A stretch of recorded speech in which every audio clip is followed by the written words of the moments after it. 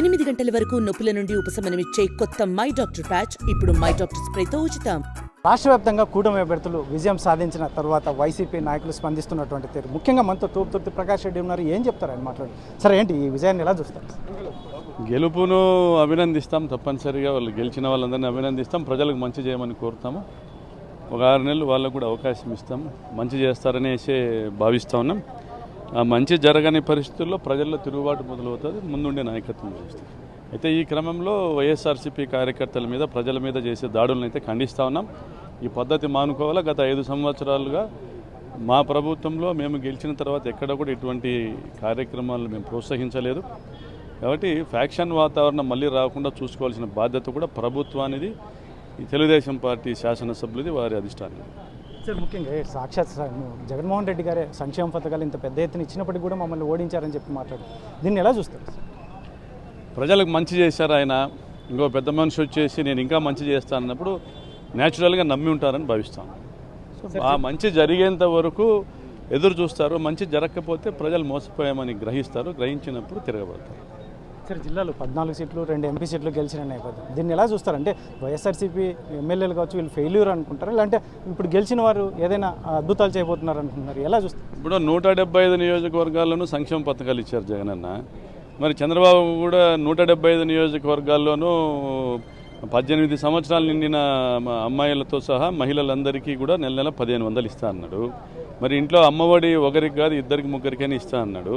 Pension 4000 చేస్తానన్నాడు. ఎస్సీలకు, బీసీలకు అయితే 50 సంవత్సరాలకి పెన్షన్ ఇస్తానన్నాడు. మరి జూలై 1వ తారీఖు 7000 ఇస్తానన్నాడు పెన్షను. ఇవన్నీ జరిగితే కదా దీన్ని ఎలా చూడాలనేది. ఇవన్నీ జరిగిన తర్వాత జరుగుతాయో లేదో కాలమే కదా సమాధానం చెప్తుంది. ఇవన్నీ కూడా చెప్పినప్పుడు ఒకవైపు జగన్మోహన్ రెడ్డి గారు నేను గతంలో ఏది చేశానో అది మాత్రమే కంటిన్యూ చేస్తామని చెప్పినప్పుడు బేరీజు వేసుకుని అధిక లాభం ఇచ్చేటువంటి పార్టీకి ఓటేస్తారు, వేశారు న్యాచురల్గా. Sir, final sir, Paritala Sunitha గెలిస్తే తోపుదుర్తి ప్రకాష్ రెడ్డి మీసం తీయించుకుంటారని చెప్పిన మాటకి దీన్ని కట్టుబడి ఉంటారా? దీన్ని ఎప్పుడు అమలు చేసే అవకాశం ఏమన్నా? కట్టుబడి ఉన్నా ఎప్పుడు కూడా మాట ఇచ్చి తప్పింది లేదు. తప్పనిసరిగా తీర్చుకుంటా. ఆమె కొడుకు ధర్మవరంలో టికెట్ రాకపోతే రాజకీయ సన్యాసం చేస్తున్నాడు. ఆయన రాజకీయ సన్యాసం ప్రకటించాలి. అదేవిధంగా పరిటాల సునీత ఇచ్చిన హామీలన్నీ అమలు చేయడానికి 6 నెలల సమయం ఇస్తున్నాం, వ్యవధి ఇస్తున్నాం. ఈ వేచి చూస్తాం. ఆమె కూడా ఆ హామీలన్నీ కూడా అమలు చేసినప్పుడే ఆమె నన్ను క్వశ్చన్ చేయగలుగుతుంది, నన్ను రాజకీయ సన్యాసం చేయమని అడగగలుగుతుంది, లేదా నా మీసం కొరిగించుకోమని అడగగలుగుతుంది. లేకపోతే ఆమె ఏం చేస్తుందో కూడా చెప్పాలా. 6 నెలల సమయంలో ఆమె ఇచ్చిన హామీలన్నీ కూడా, పథకాలన్నీ కూడా అమలు చేయలేకపోతే ఆమె ఏం చేస్తుందో కూడా చెప్పమనండి. నేను మీసం కొరిగించుకుంటా, సిద్ధంగా ఉన్నా. మరి ఆమెతో ఏం ప్రకటన ఇప్పిస్తారో మీరే ఇప్పించండి, దాన్ని బట్టి నేను నిర్ణయం తీసుకుంటాను. ఇది మొత్తం మీద అయితే తోపుదుర్తి ప్రకాష్ రెడ్డి చెప్తున్నటువంటి విషయం. మొత్తం మీద గతంలో జగన్మోహన్ రెడ్డి ఇచ్చినట్టు సంక్షేమ పథకాలు కాదని చెప్పి చంద్రబాబు నాయుడుని గెలిపించిన నేపథ్యం, మరి 6 నెలల కాలం సమయం ఇస్తాం, ఏం చేస్తారో కూడా చూస్తాం.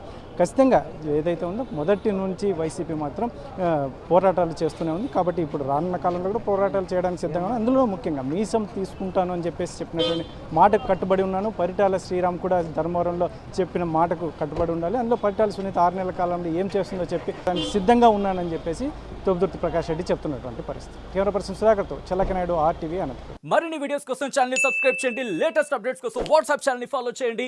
అండ్ లింక్ డిస్క్రిప్షన్ లో ఉంది.